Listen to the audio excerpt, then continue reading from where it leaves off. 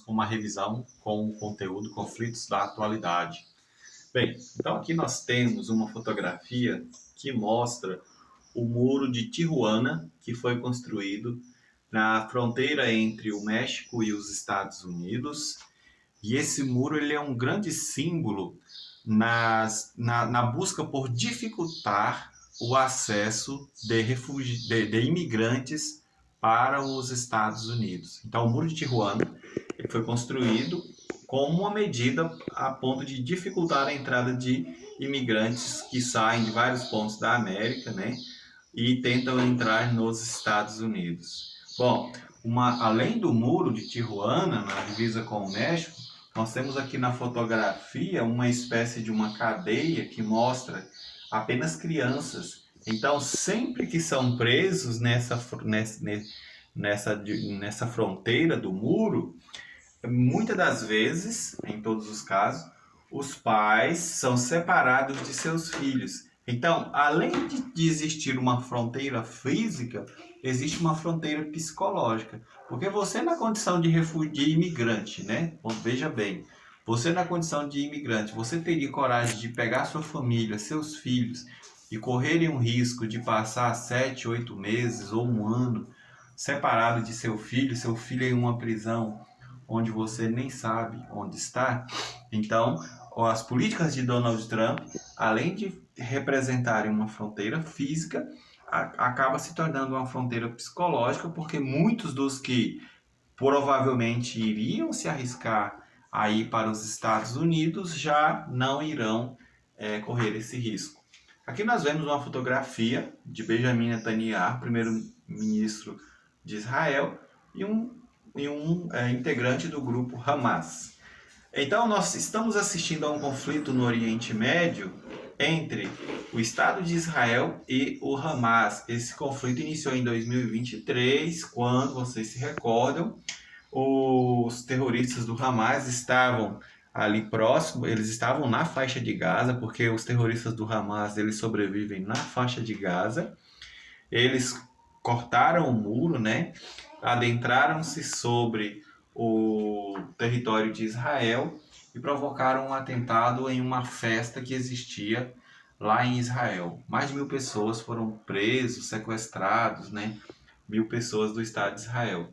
Na atualidade, mais de 60.000 palestinos já morreram. Lembre-se, palestinos são pessoas onde nós vamos encontrar na Cisjordânia e na faixa de Gaza. Então, Israel é o outro território e a Palestina compreende Cisjordânia e faixa de Gaza. Mas aqui na imagem você verifica uma fotografia de um porta-avião americano. Qual seria então o interesse dos Estados Unidos na mediação desse conflito entre o Hamas e o Estado de Israel? É a figura dos Estados Unidos ganhando importância geopolítica, principalmente em uma área estratégica que é o Oriente Médio, uma região onde nós temos grandes reservas de petróleo e desta forma os Estados Unidos buscam ganhar hegemonia naquela região, uma região importante por causa do petróleo. Aqui agora nós vemos a Venezuela, que desde 2015, né, vem enfrentando uma grave crise de refugiados.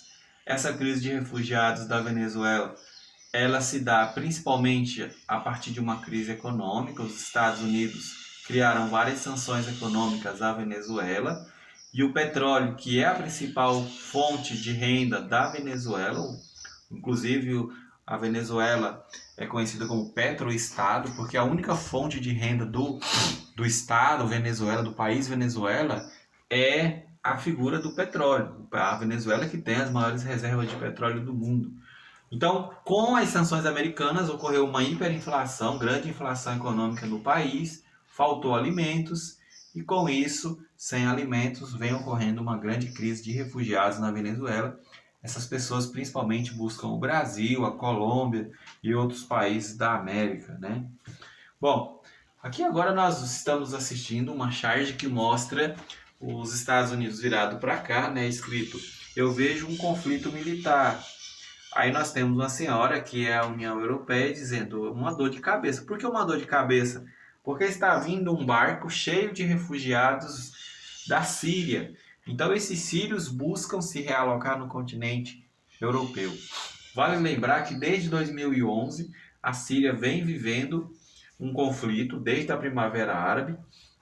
Os sírios estão passando por uma guerra civil, onde o presidente da Síria, Bashar al-Assad, vem enfrentando uma resistência, onde grupos contrários ao seu governo querem derrubar o seu governo, e em 2024 o sistema de governo do Bashar al-Assad foi derrubado.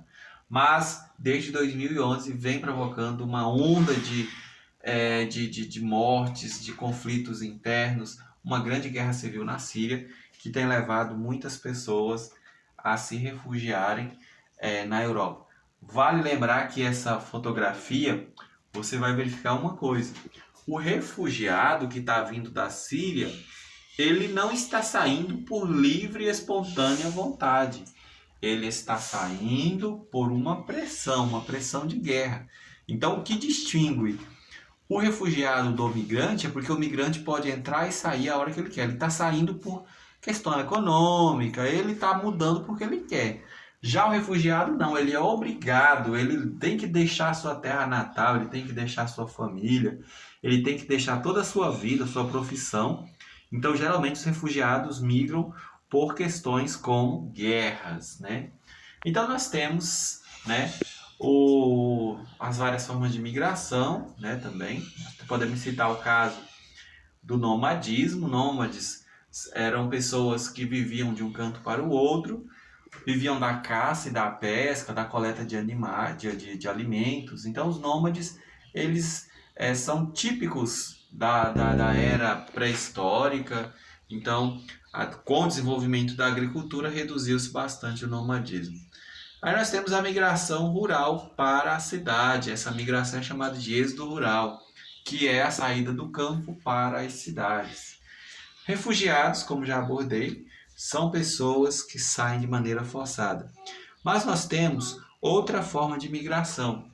Temos a migração pendular, que é aquela migração diária. Posso citar um exemplo de uma pessoa que sai de Niquelândia. Ele mora em Niquelândia, ele vai estudar em Uruaçu, mas ele retorna todo dia. É uma migração pendular, porque ele se desloca diariamente de um município para o outro. Nós temos a migração sazonal. A migração sazonal é uma migração que ocorre de 6 em 6 meses. Por exemplo, o nordestino que sai de sua casa apenas para trabalhar na colheita da laranja em São Paulo. E nós temos a transumância, a transumância é a mesma coisa da migração sazonal, ou seja, uma migração temporária de 6 em 6 meses, geralmente no período da colheita. O que nós temos? A guerra da Ucrânia, vocês sabem, desde 2022 a Rússia invadiu a Ucrânia, e a gente precisa saber por que a Ucrânia ela é tão importante para a Rússia. Veja bem, a Ucrânia tem os solos mais férteis do mundo, então é o país que mais produz alimentos na Europa, então tem solos muito férteis. A Ucrânia é rota de passagem da maior parte dos gasodutos que saem da Rússia em direção ao continente europeu. Lembre-se que a Ucrânia ela já foi parte da União Soviética. Então, no passado, as usinas nucleares, toda a tecnologia nuclear que foi desenvolvida na época da União Soviética foi desenvolvida no território da Ucrânia. Se vocês se lembrarem, ocorreu inclusive o grande acidente de Chernobyl em 86, onde até hoje tem uma área na Ucrânia que é inabitável, que é na região de Chernobyl. Então, a Ucrânia é um território muito importante para a Rússia. Aqui nós temos, você vai encontrar uma questão sobre o porquê que o Nordeste é uma região que repulsa pessoas de sua região. Então você tem que lembrar da questão da seca. A seca é o principal fator que gera pobreza, falta de alimentos e leva muitas pessoas a se refugiar, a saírem do Nordeste, né? E aí nós temos a questão política. Nós temos vários políticos no Nordeste que fazem com que a seca perpetue, a pobreza perpetue. Ou seja, os próprios políticos são donos de carros-pipas. Então, eles lucram com a questão da seca, né? Todos os anos eles recebem verbas federais, estaduais, com o fretamento de carros-pipas para as regiões carentes, para as regiões de seca, então você observa um movimento de políticos que não querem que a seca acabe no sertão nordestino. Então esse é um dos fatores que acaba levando milhares de pessoas no Nordeste a migrar para outras regiões em busca de melhores oportunidades. Bem, aí aqui nós temos, né, nós temos que diferenciar o migrante do refugiado. O migrante, ele sai por conta própria. Ele, muitas das vezes, ele é motivado por questões econômicas, por questão cultural, né? A própria questão religiosa, fatores naturais, como as secas, como ocorre no Brasil, no Nordeste, e até mesmo guerras. Elas influenciam as pessoas a migrar. Mas o migrante, ele é uma pessoa que ele sai de forma espontânea. Ele decide sozinho sair, então ele é um migrante. Já o refugiado é uma pessoa que geralmente está em uma região de guerra, onde sua vida está em risco e ele é obrigado a fugir. Ou ele foge ou ele perde a sua vida. Então, nesse contexto, a gente entende essa diferença entre o migrante e o refugiado. O refugiado é aquele que não tem escolha, que sua vida está em risco. Espero que vocês tenham compreendido a explicação.